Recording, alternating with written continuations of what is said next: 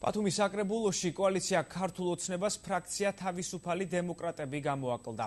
განცხადება ფრაქციის თავმჯდომარემ გააკეთა. კობაჩხეიძის თქმით, თავისუფალი დემოკრატების 3 დეპუტატი საკრებულოში საქმიანობის დამოუკიდებელი ფრაქციის სახელით გააგრძელებს.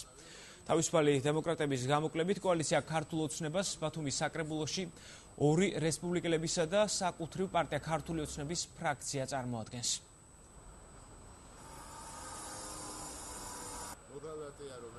ფრაქცია თავისუფალი დემოკრატები ტოვებს კოალიციას, ის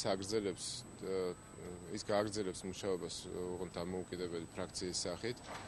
რაც შეეხება ჩვენს თანამშრომლობას სხვა პარტიებთან, რა თქმა უნდა, ყველა ის დაპირება, რომელიც 2012 წლიდან დაწყებული ჩვენი პარტიის მიერაც იქნა აღებული, იმ კურსის და იმ შეხედულებების თანმიმდევრულები ვიქნებით. ჩვენ ვაპირებთ ვითანამშრომლოთ ყველა ძალასთან, რომელიც ხელს შეუწყობს ქალაქის განვითარებას.